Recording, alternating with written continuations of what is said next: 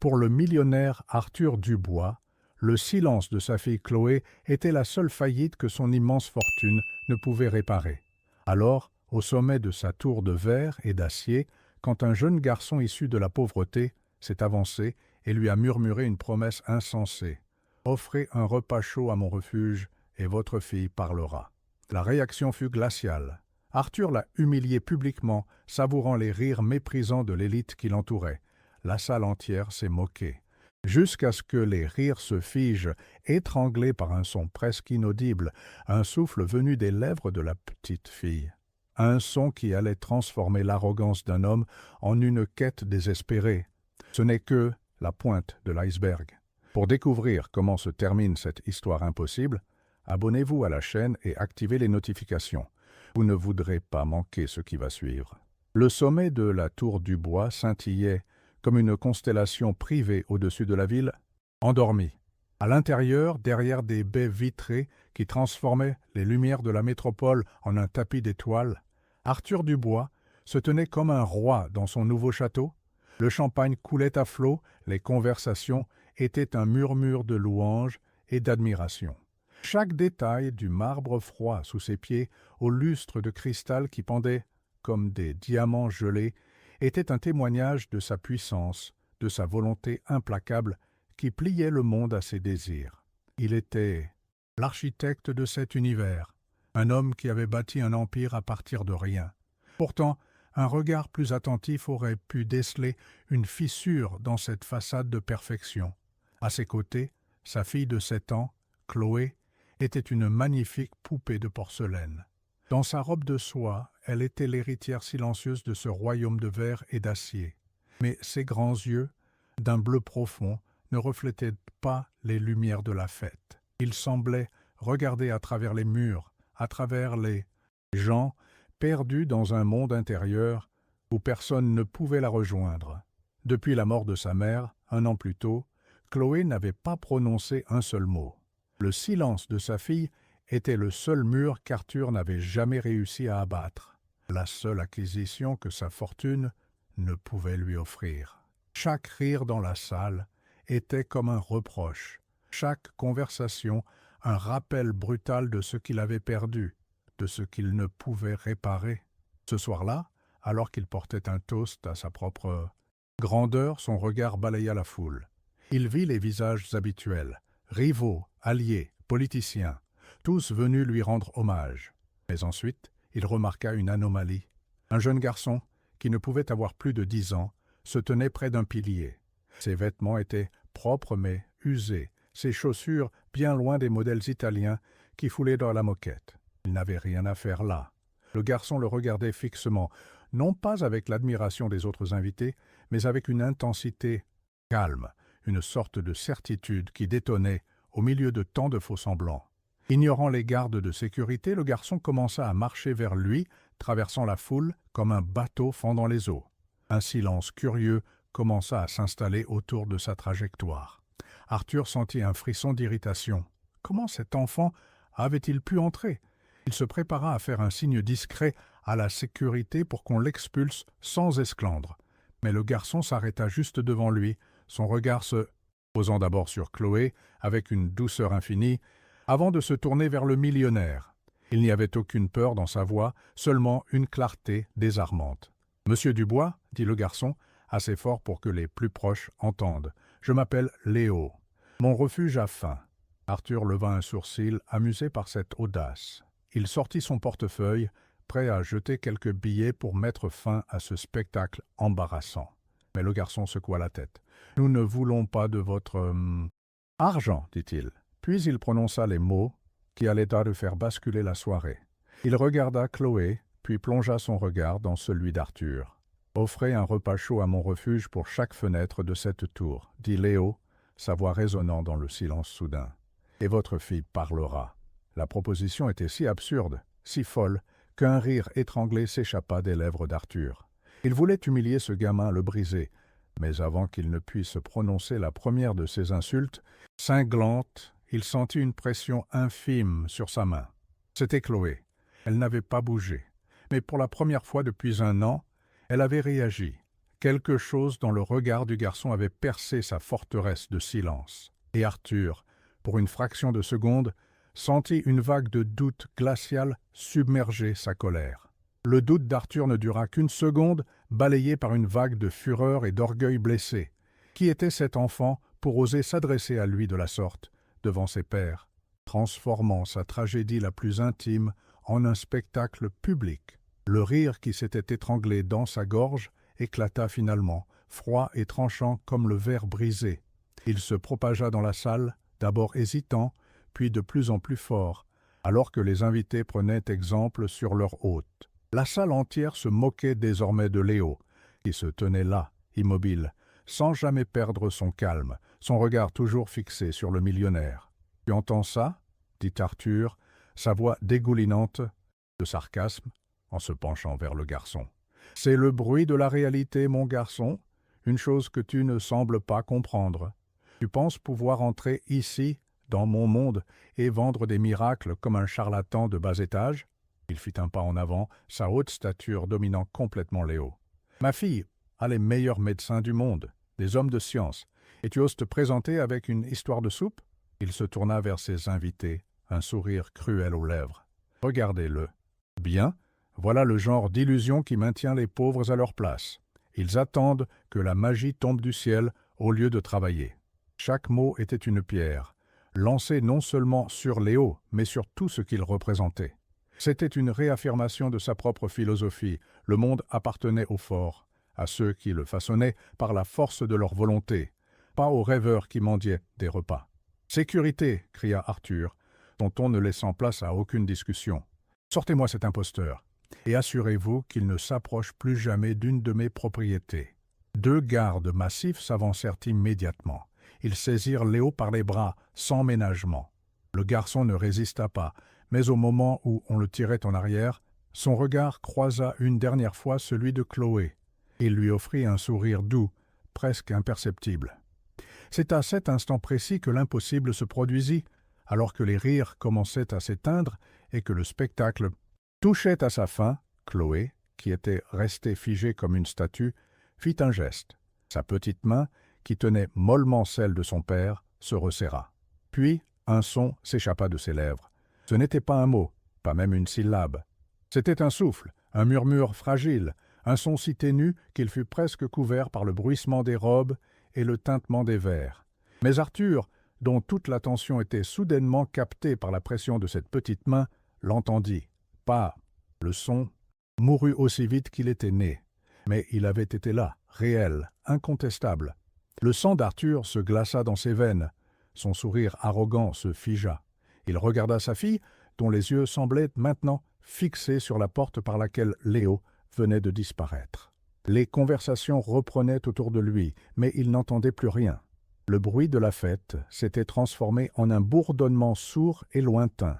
Tous les millions qu'il avait dépensés, toutes les sommités médicales qu'il avait consultées, n'avaient jamais réussi à produire ce que ce garçon avait obtenu en 2 minutes avec une simple promesse. Les rires de la salle s'étaient tus, mais un nouveau son, bien plus terrifiant, résonnait maintenant dans la tête d'Arthur, le battement frénétique de son propre cœur martelant le rythme d'une question insupportable. Et s'il avait raison? La fête se prolongea tard dans la nuit, mais pour Arthur Dubois, elle était terminée depuis longtemps. Il se tenait à la fenêtre de son bureau au sommet de la tour, un verre de whisky à la main, regardant les lumières de la ville sans les voir. Les invités étaient partis, le silence était revenu, mais le chaos régnait dans son esprit. Le son, ce murmure presque inexistant, rejouait en boucle dans sa tête. Pas. Était-ce une hallucination, le fruit de son désir désespéré d'entendre à nouveau la voix de sa fille? Il avait passé le reste de la soirée à l'observer, guettant le moindre frémissement de ses lèvres. Mais Chloé était retournée dans sa forteresse de silence, rendant le souvenir de ce son encore plus insaisissable, plus torturant. La nuit fut blanche. Le sommeil, ce luxe qu'il considérait comme acquis, le fuyait. Chaque fois qu'il fermait les yeux, il ne voyait pas les chiffres de ses comptes en banque ou les plans de ses futurs projets, mais le visage calme de Léo. Ce regard sans peur, cette certitude tranquille.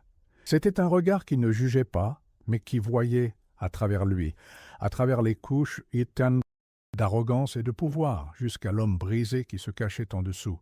L'arrogance d'Arthur, sa carapace forgée dans le feu des affaires, se fissurait. La logique froide qui avait guidé sa vie entière était maintenant en guerre, avec une possibilité qu'il n'osait pas nommer. Au lever du soleil, une décision était prise. Le conseil d'administration, la réunion avec les investisseurs japonais, tout cela semblait soudainement insignifiant. Il n'y avait qu'une seule chose qui comptait. Il devait retrouver ce garçon. Pas pour s'excuser, se disait-il, mais pour comprendre, pour démystifier le tour de passe-passe. Il devait prouver que ce n'était qu'une coïncidence, un hasard cruel, afin de pouvoir remettre de l'ordre dans son univers. Mais au fond de lui, une autre voix, plus faible, murmurait qu'il ne cherchait pas une explication, mais une confirmation. Il cherchait l'espoir. Sa quête commença de la seule manière qu'il connaissait, avec pouvoir et argent. Il engagea les Sepatebeis, meilleurs détectives privés, leur donnant une description vague et une seule instruction « Trouvez-le ». Mais les heures passaient et les pistes ne menaient nulle part. Léo était un nom commun. Le garçon semblait s'être évaporé. L'impatience, ce sentiment qu'Arthur détestait par-dessus tout, commença à le ronger. Pour la première fois de sa vie d'adulte, il se sentait impuissant. Ses millions ne pouvaient pas accélérer le temps, ni acheter la réponse dont il avait désespérément besoin.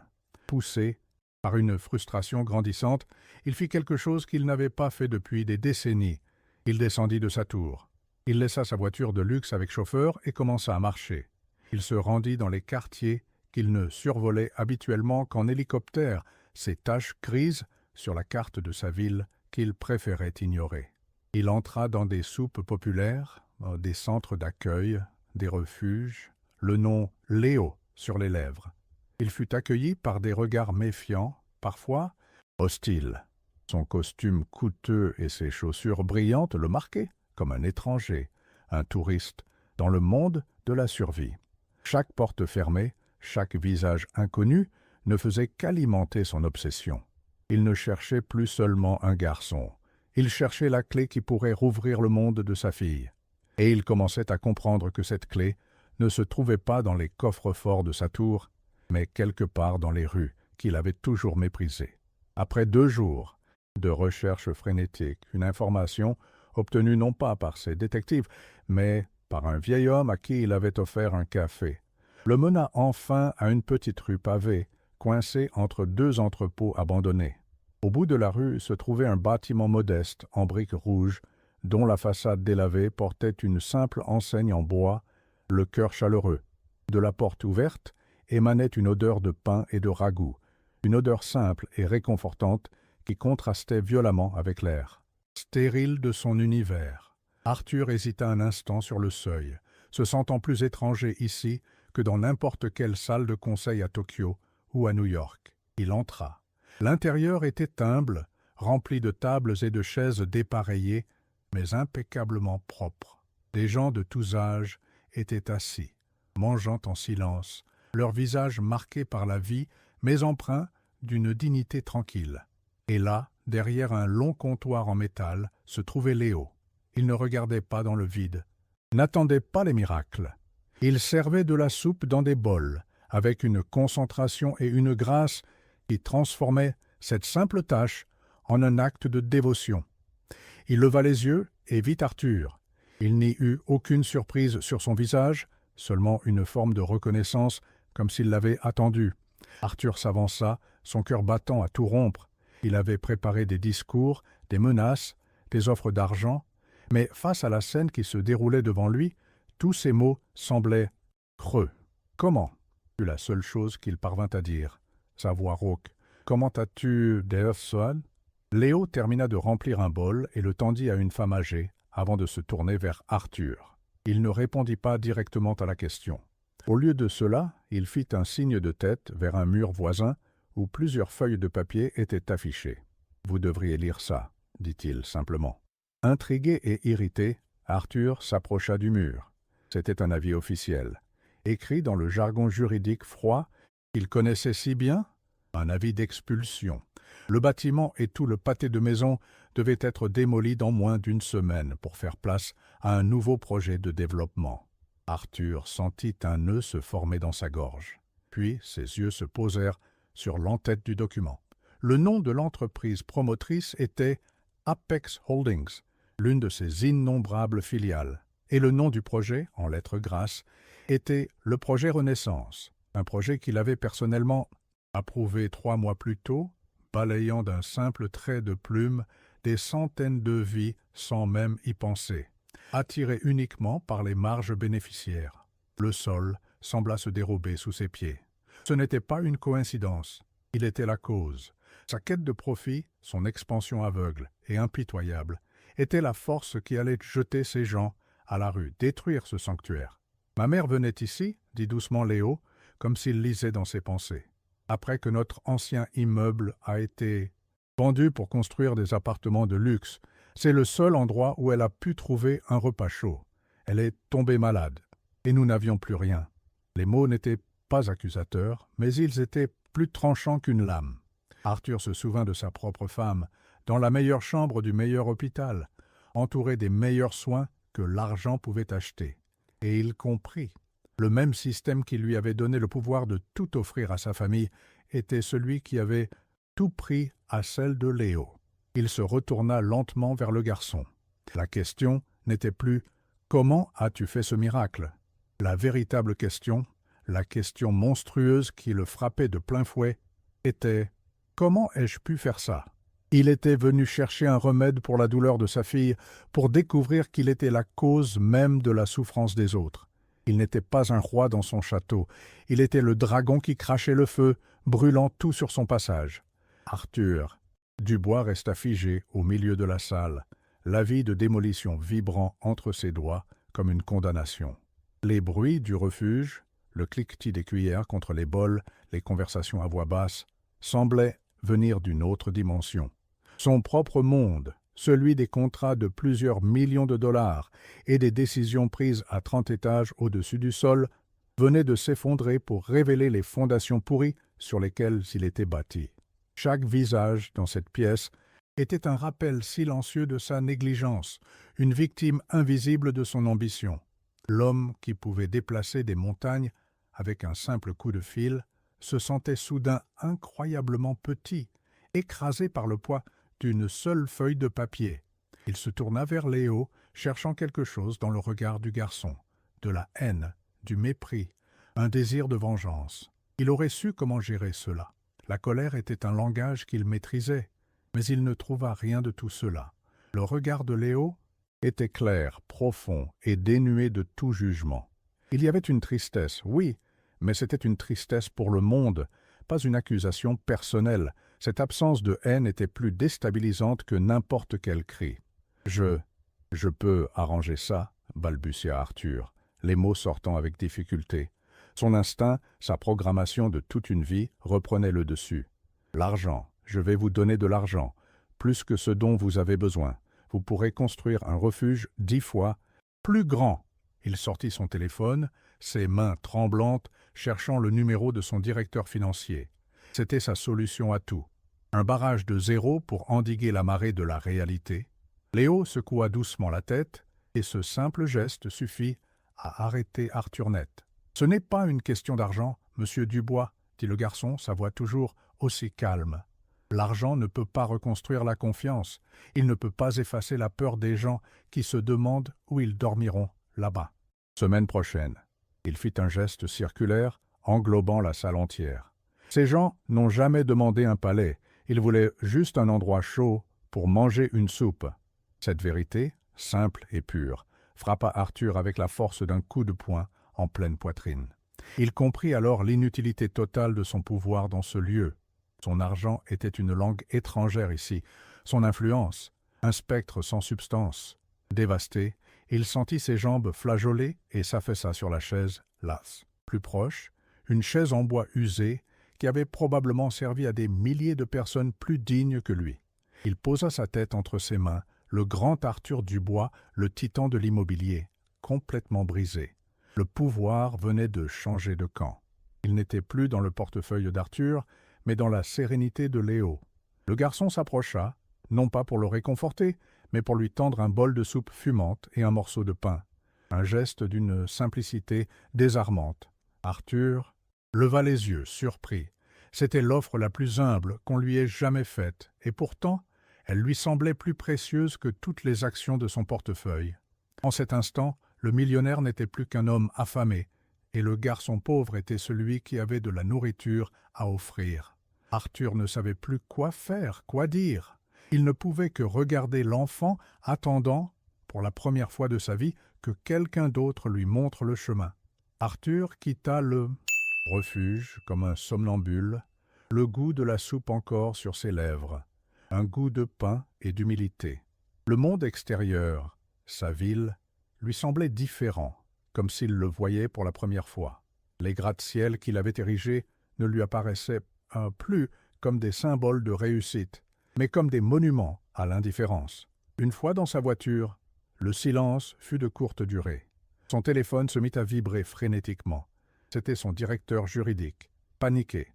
L'absence inexpliquée d'Arthur Dubois pendant près de 2 jours avait semé le chaos. « Arthur, où diable étiez-vous?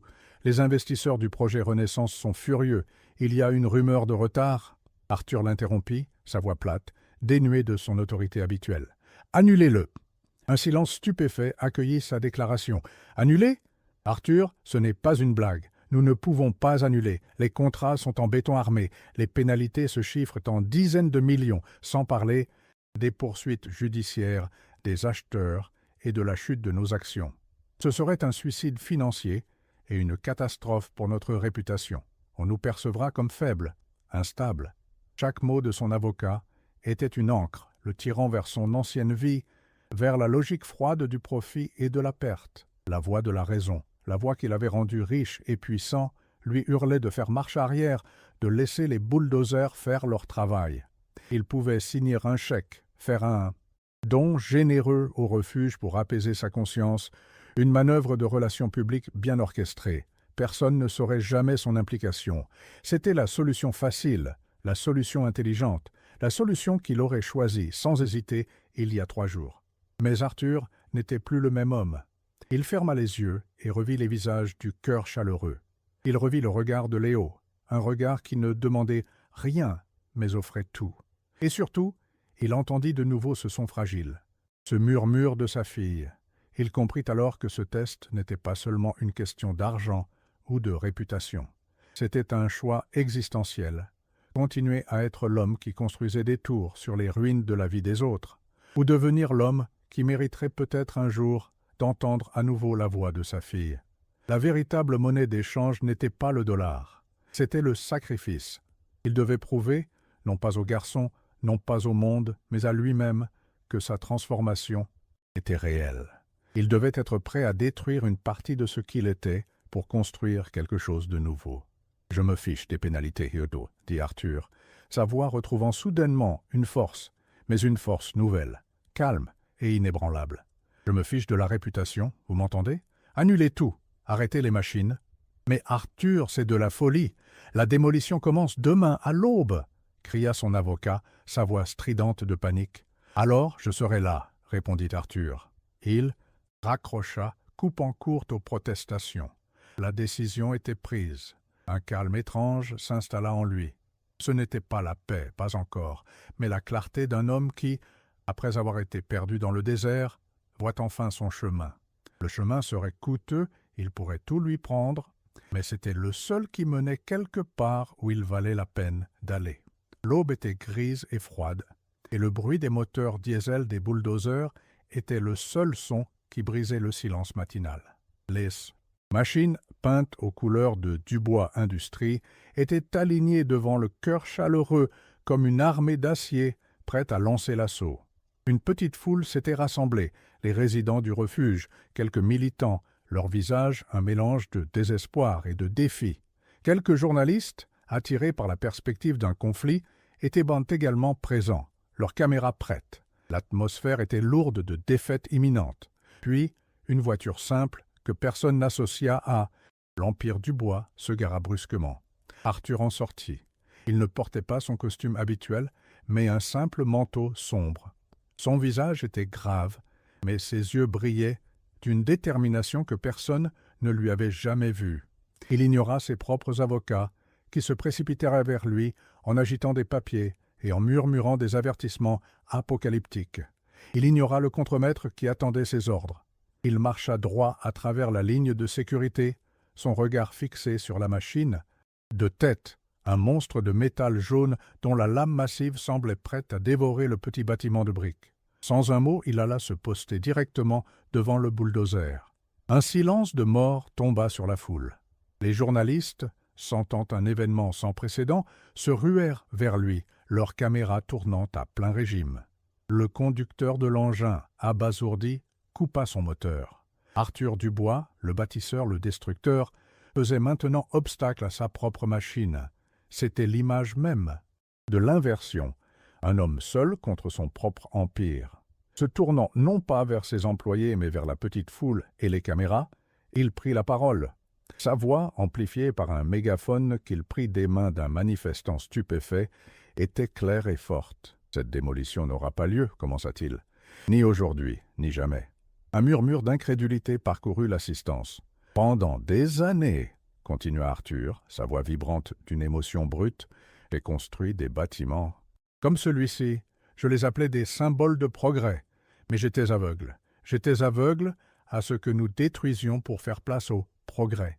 J'étais aveugle aux vies que mes décisions affectaient. » Il marqua une pause, son regard balayant les visages méfiants devant lui. « Je présente mes excuses pour ma cupidité et mon indifférence. » C'était une confession publique, une humiliation totale pour l'homme qu'il avait été.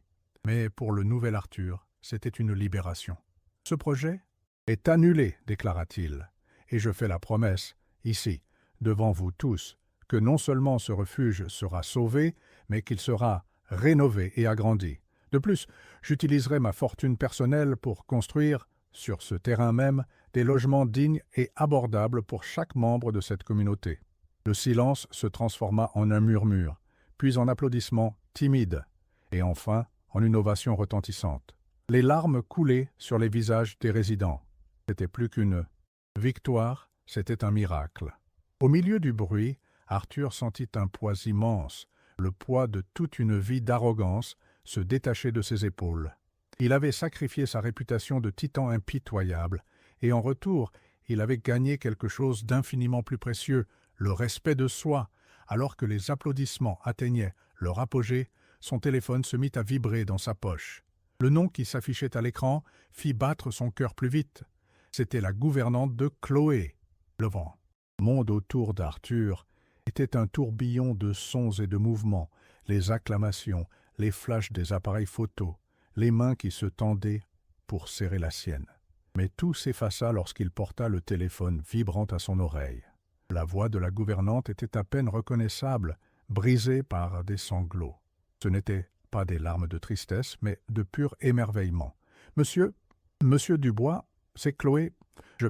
Je ne sais pas comment expliquer. Vous devez voir. » Avant qu'Arthur ne puisse poser une question, l'appel se transforma en appel vidéo. L'image tremblotante se stabilisa pour révéler une scène qui défiait toute logique. Ce n'était pas la chambre luxueuse et silencieuse de Chloé. C'était l'intérieur humble du cœur chaleureux. La gouvernante y avait emmené Chloé, poussée par une intuition qu'elle ne comprenait pas elle-même. Et au milieu de la pièce, assise à une table avec Léo et 2 autres enfants, se trouvait sa fille. Elle n'était pas silencieuse, elle n'était pas immobile, elle était vivante. Ses mains bougeaient, décrivant des formes dans l'air pendant qu'elle racontait une histoire.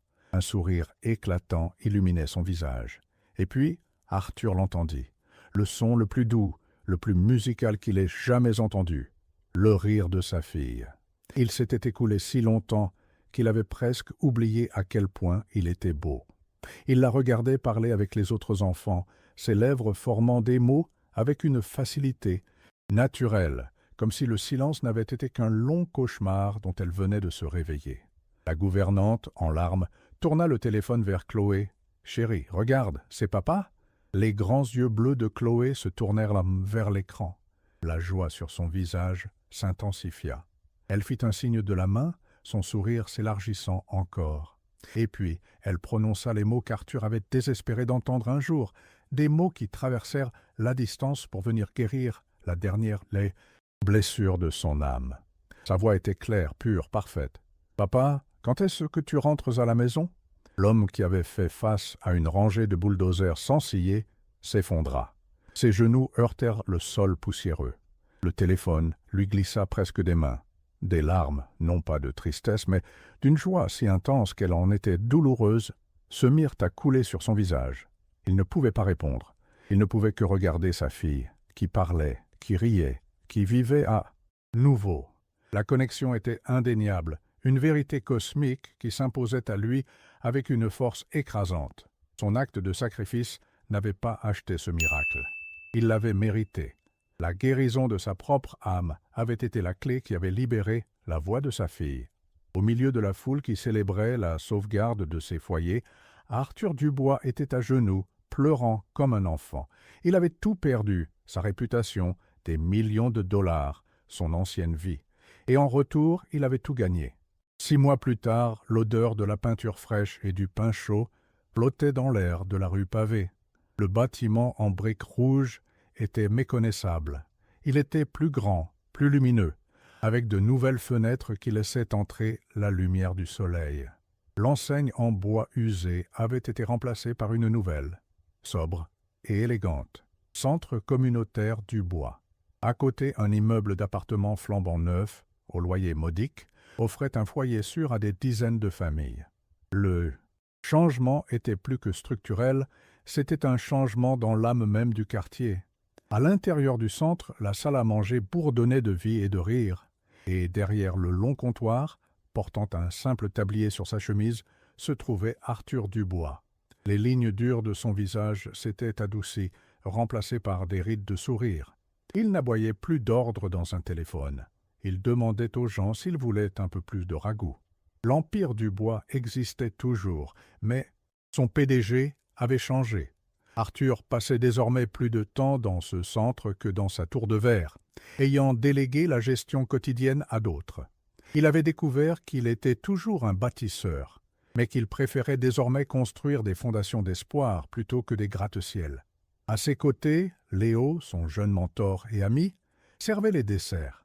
Leur partenariat était le cœur battant du centre, un mélange de la sagesse tranquille de l'un et des ressources de l'autre. Mais le changement le plus miraculeux de tous courait à travers la salle, une tornade de joie aux cheveux blonds.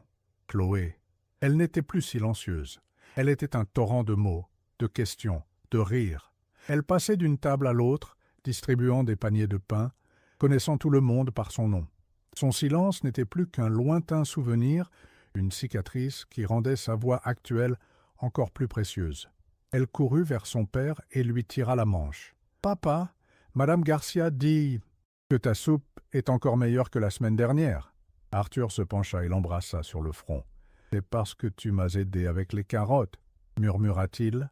Ils partagèrent un sourire d'une complicité et d'un amour si pur qu'il illuminait toute la pièce. En fin de journée, alors que le soleil couchant jetait une lueur dorée sur le centre, Arthur se tenait sur le seuil, Chloé dans ses bras, regardant les gens qu'il avait aidés.